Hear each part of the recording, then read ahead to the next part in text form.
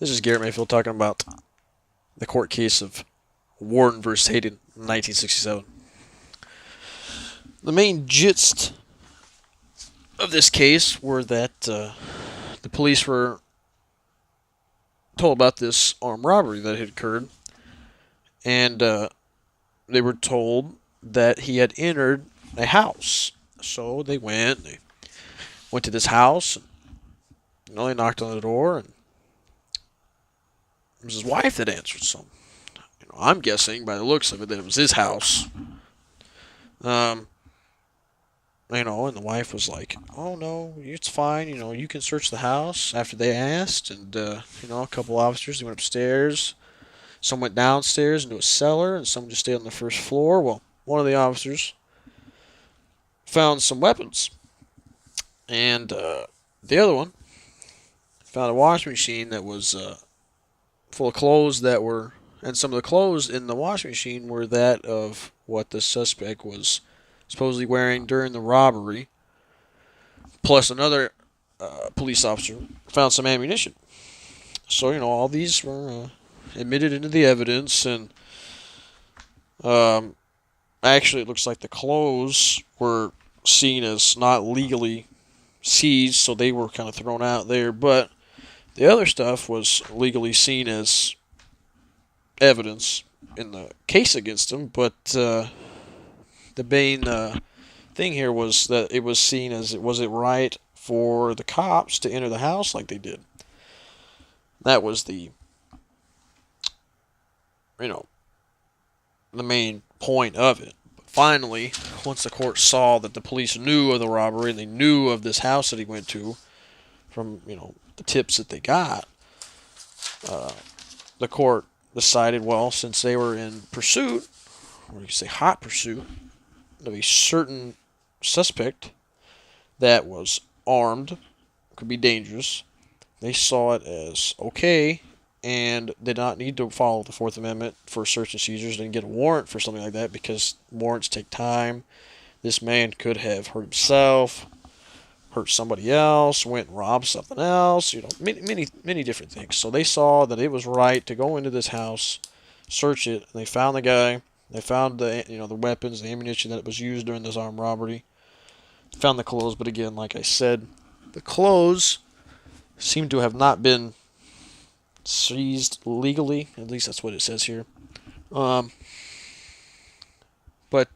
basically, this shows that this helps with anything else. If same thing. If a guy, if I go and I rob Best Buy, and they go, "Oh, this guy, he was wearing these clothes, and he looked like this," and they told, "Oh, he also lives at that house." The cops can come in my house without a warrant, and if they find me, and I'm the only one, they know that I'm the one who robbed it, and they have the right to search my house for guns, all that stuff, anything that was used in the robbery, and they could use it against me in a court of law, and I, obviously, after this case, can't do nothing about it. They have the right. Of course, I would be going to prison for a long time. But, anyway,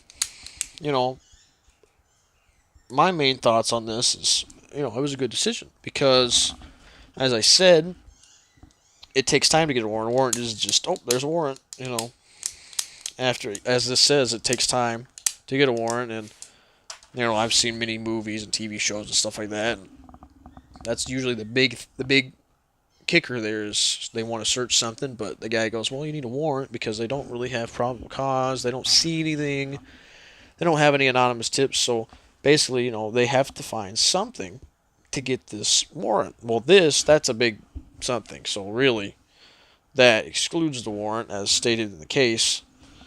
So really, I think, it really depends because when it comes to helping or hurting the community, I think it helps pretty good because, let's say somebody robbed the bank and they came to my house, or, I don't have kids, but if I had kids, last thing I would want to do is have this crazy woman or man or whatever in the house and then be threatening my life, and the cops, I answer the door and, the cops have to have some, they have an idea that this guy is in my house, but, they got to get a warrant. Well, that could take forever for them to get certain evidence, this, that. For my luck, I'd be dead by the time they get back. So, I think it helps in that way. But, of course, I'm not saying cops are bad. I fully agree with the police. I stand behind them because they live a tough job. They got to deal with all these crazy people. I mean, I deal with crazy people. I work at Walmart. I can only imagine what they have to deal with. Rip my hair out half the time I go into work. I don't even want to go half the time. So, you know, of course, some people could probably try to abuse this power and try to do something they're not supposed to. But in all, to me, this case really shows that, I guess that's the wrong wording there. But to me, this case is it was a good decision because many things could go wrong between them getting a warrant and then them coming back to the house. This guy could be in Mexico, Canada, whatever other country, and then he could be gone forever. Nose traces, nothing. You can do a lot, especially if you're trying to run. When you got nothing to lose, like this guy this guy seemed a little ridiculous. He just fell asleep. That's what it says in this thing. He just said he was sleeping. I can tell you this, if I were to rob something, the last thing I would do is go back to my own house. At least, like I said, that's what it looks like where I'm reading here, is he just went back to his own house. This is the last place I would go. The last thing I would do is go to sleep. I'd be gone. I'd be long gone. You'd never hear me from me. I'd get a new name, everything. Would definitely think it out. Better than this guy.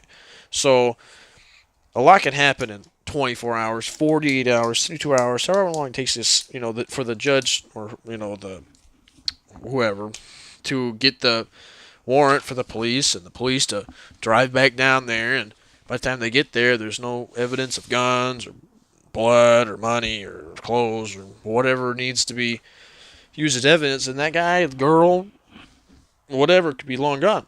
So, in my opinion, it's a good decision, and I stand behind it, especially, if it comes down to it, I will be, hopefully, in the law enforcement field, if something else doesn't work out for me. So if I'm ever put in this position, like this, it will definitely be handy, and I will definitely look back at this case, and I will look at this video that I'm making, and remember, I remember that, and I'm glad that it was what it was in 1967 and what the case, the court decided on. But I guess that's it. I agree with it. It was lawfully seized, all the stuff they found. The guy was robbed, or he was a robber, and they walked in his house, got all this stuff. That's basically it. Thanks for listening.